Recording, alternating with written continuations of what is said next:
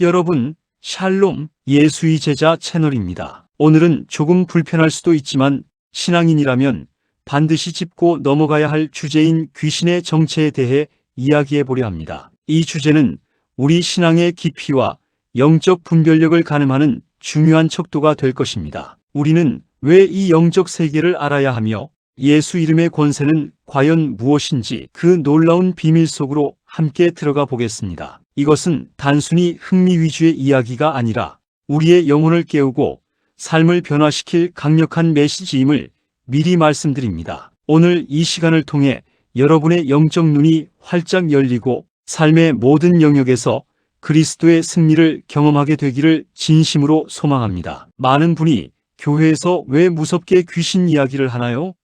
라고 묻습니다. 충분히 이해가 되는 질문입니다. 귀신 이야기는 왠지 모르게 음습하고 불편하게 느껴질 수 있습니다. 그러나 성경을 자세히 보십시오. 귀신 이야기는 사람이 지어낸 괴담이나 미신적인 요소가 아닙니다. 그것은 단순한 공포 조장이나 무속 신앙의 영역과는 전혀 다릅니다. 오히려 예수님께서 공생의 기간 내내 직접 다루시고 명령하셨던 실존적인 문제입니다. 예수님은 마가복음 16장 17절에서 분명히 말씀하셨습니다. 믿는 자들에게는 이런 표적이 따르리니 곧 그들이 내 이름으로 귀신을 쫓아내며, 이 말씀은 단순한 예언이 아니라 우리에게 주어진 강력한 명령이자 약속입니다. 우리가 이 말씀을 단순히 문자적으로만 받아들이는 것을 넘어 그 안에 담긴 영적 의미와 예수님의 의도를 깊이 묵상해 보아야 합니다. 성경에 분명히 기록되어 있고 주님이 직접 명령하신 일을 무시하는 것이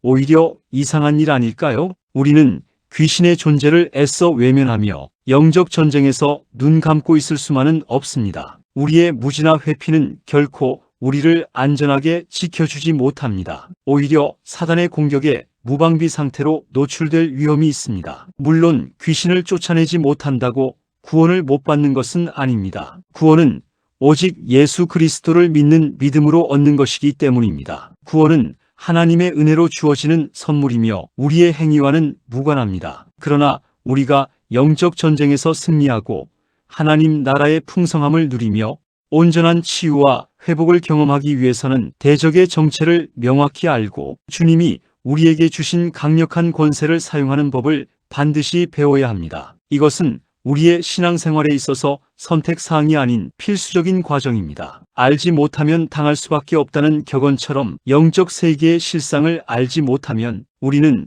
사단의 괴계에 쉽게 넘어질 수 있습니다. 예수님께서 우리에게 주신 권세를 이해하고 사용함으로써 우리는 믿음 안에서 더욱 굳건히 설 수 있습니다. 두려워하지 말라, 내가 너와 함께 함이라는 약속처럼 우리는 악한 영의 존재 앞에서 두려워할 필요가 없습니다. 다만 지혜롭게 무장하고 분별력을 갖추어야 합니다. 주님은 우리에게 승리를 주셨고 우리 안에 계신 성령의 능력은 세상의 어떤 권세보다도 크기 때문입니다. 이 진리를 굳게 붙잡고 영적 삶을 살아가야 합니다. 이어서 영적 세계의 정체에 대해 더 깊이 들여다보겠습니다. 구약 성경에서는 귀신의 존재가 신약처럼 선명하게 드러나지 않습니다. 구약 시대에는 하나님께서 이스라엘 백성들에게 율법을 주시고 그 율법에 순종하는 삶을 통해 거룩함을 유지하도록 가르치셨습니다. 주로 우상 숭배를 경고하고 이방 신들과의 교류를 금지하는 방식으로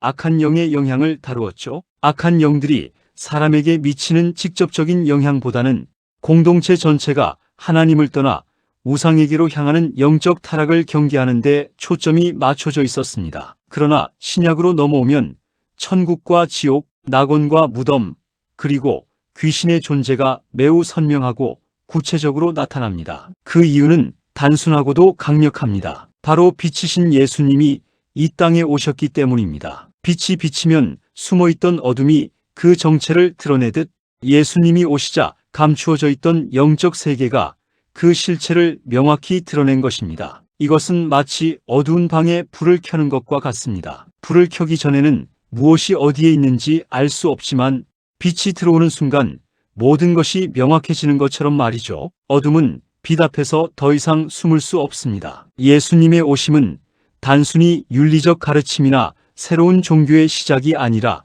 영적 세계에 대한 새로운 계시의 시작이었습니다. 예수님은 귀신이 상상이나 비유적인 존재가 아님을 몸소 보여주셨습니다. 성경은 귀신 때문에 말 못하게 되고 눈멀게 된 자들을 예수님이 직접 고쳐주셨다고 생생하게 증언합니다. 마태복음 12장 22절에서는 눈멀고 말 못하는 귀신 들린 사람을 데려오매 예수께서 고쳐주시니 그 사람이 말하며 보게 되었다고 기록되어 있습니다. 이는 귀신이 단순히 정신적인 문제가 아니라 육체적인 결함까지도 유발할 수 있는 실체적인 존재임을 강력히 시사합니다. 또한 마가복음 9장 17절에서 27절에는 어린아이를 고통스럽게 하는 귀신, 들린 아이를 예수님께서 고쳐주시는 장면이 나옵니다. 귀신은 아이를 불과 물속에 던져 해치려고 했고 아이는 발작을 일으키며 거품을 흘렸습니다. 이처럼 귀신은 사람의 몸을 지배하고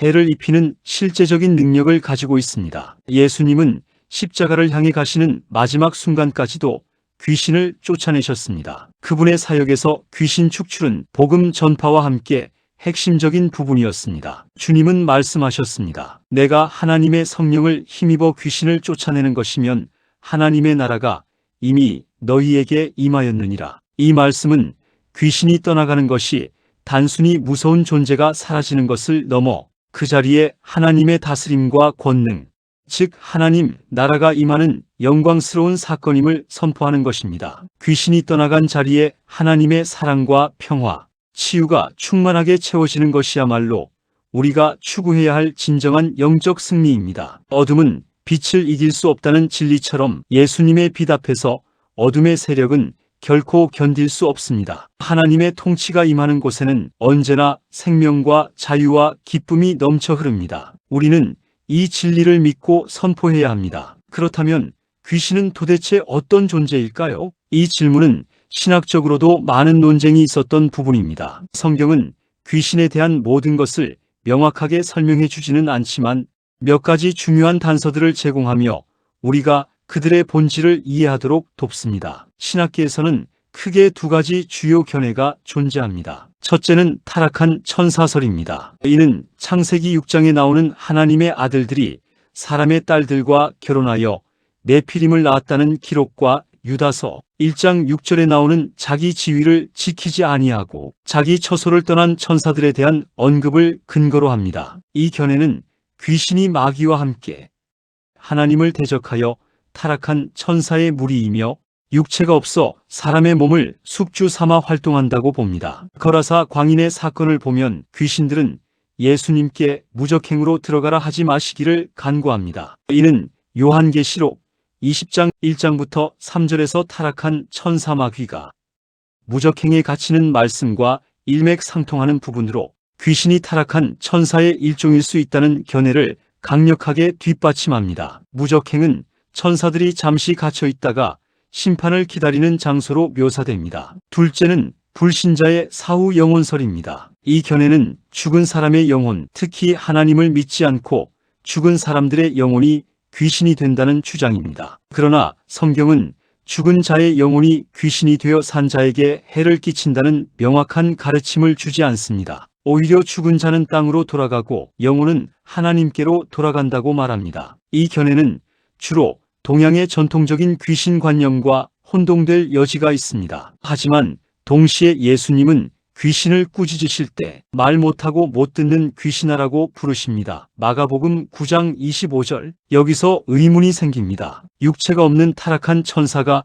어떻게 신체적 결함인 말 못함과 못 들음의 특징을 가질 수 있느냐는 질문에서 또 다른 해석이 나오기도 합니다. 이는 귀신이 사람의 몸에 들어가 그 사람의 특정 기능을 마비시키거나 왜곡시키는 방식으로 역사한다는 것을 보여주는 것일 수 있습니다. 또한 사도 바울은 고린도전서 10장 20절에서 이방인의 제사가 귀신에게 하는 것이라고 경고했습니다. 이는 우상 숭배의 배후에 귀신이 역사하고 있으며 귀신들이 영광을 가로채고 있음을 시사합니다. 정체가 무엇이든 분명한 사실은 하나입니다. 귀신은 사람을 살리는 존재가 아니라 사람을 무너뜨리고 파괴하며 죽이려고 불과 물에 던지는 악한 존재라는 것입니다. 그들의 목적은 오직 파괴이며 영혼을 지배하여 하나님의 영광을 가리는 것입니다. 그들은 우리의 약한 부분을 파고들고 죄를 통해 역사하며 우리를 절망과 좌절로 몰아넣으려고 합니다. 우리는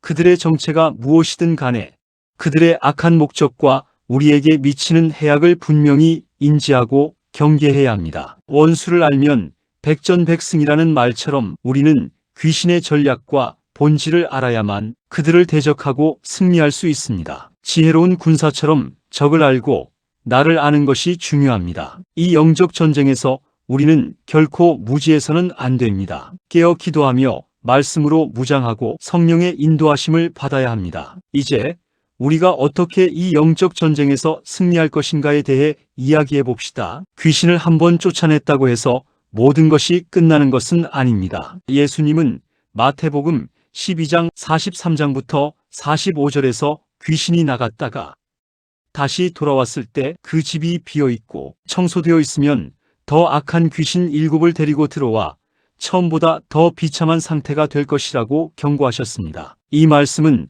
우리에게 영혼의 지속적인 관리가 얼마나 중요한지를 깨닫게 합니다. 축출은 시작에 불과하며 그 이후의 관리가 승패를 좌우한다는 것입니다. 우리가 매일 밥을 먹고 몸을 씻듯이 우리의 영혼도 매일 말씀과 기도로 씻고 영적인 양식을 공급받아야 합니다. 영적인 위생과 영적인 식사가 우리의 영적 건강을 지키는 핵심입니다. 마음을 비워두지 마십시오. 비어있는 곳은 악이 채운다는 말이 있듯이 우리의 마음과 영혼에 공백이 생기지 않도록 해야 합니다. 영적인 진공 상태는 반드시 악한 영에게 유혹의 통로가 됩니다. 그 자리를 오직 예수 그리스도의 영으로 성령의 충만함으로 가득 채워야 합니다. 성령 충만은 단순한 감정적인 체험이나 일시적인 현상이 아닙니다. 그것은 우리 삶의 모든 영역에서 하나님의 통치를 받는 지속적인 상태를 의미합니다. 성령님은 우리의 생각과 감정,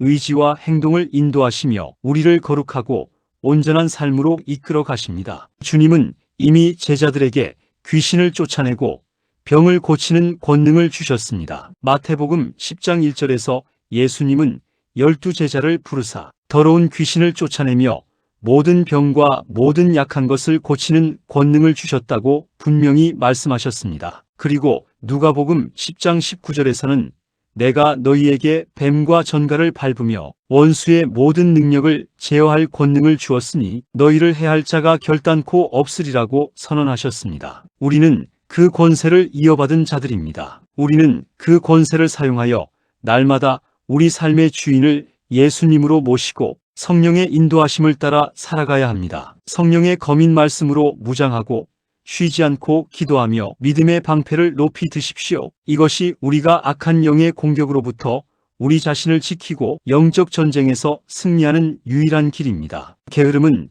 영혼의 적이라는 말처럼 영적인 게으름은 우리를 취약하게 만들고 사단의 먹잇감이 되게 합니다. 꾸준한 영적 훈련과 성령과의 친밀한 동행이 필수적입니다. 날마다 말씀을 읽고 묵상하며 기도에 무릎을 꿇고 성령의 음성에 귀 기울이는 삶을 살아야 합니다. 이처럼 적극적인 영적 관리가 우리를 승리로 이끌 것입니다. 마지막으로 이 모든 귀신론의 핵심은 귀신 자체가 아닙니다. 이 모든 이야기를 다루는 궁극적인 목적은 바로 예수 이름의 권세를 선포하고 깨닫기 위함입니다. 우리가 귀신의 정체를 다루는 이유는 귀신을 두려워하기 위해서가 아니라 예수 이름이 얼마나 크고 위대한지를 분명히 알기 위해서입니다. 그것은 두려움이 아닌 믿음으로 나아가기 위한 전초전입니다. 성경은 분명히 선포합니다. 너희 안에 계신 이가 세상에 있는 자보다 크심이라.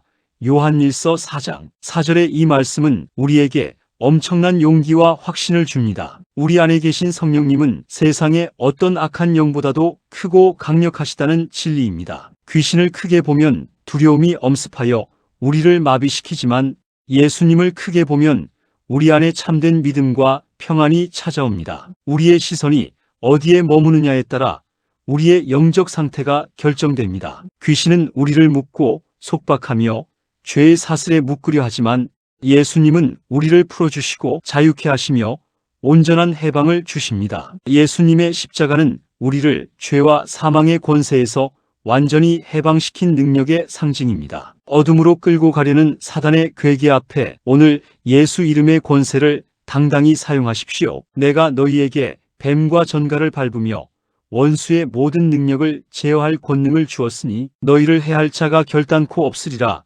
누가복음 10장 19절. 이 약속의 말씀을 굳게 붙잡고 믿음으로 선포하며 나아가십시오. 우리에게 주어진 이 권세는 단순히 상징적인 것이 아니라 실제로 악한 영을 제압하고 물리치는 영적인 실체입니다. 날마다 말씀을 먹고 기도로 성령 충만하여 어둠을 몰아내고 빛 가운데 거하는 예수의 제자들이 되시기를 간절히 소망합니다. 우리의 삶은 매 순간 영적 전쟁의 연속이지만 우리는 이미 승리한 자들입니다. 예수 그리스도 안에서 우리는 모든 것을 할 수 있습니다. 나에게 능력 주시는 자 안에서 내가 모든 것을 할 수 있느니라.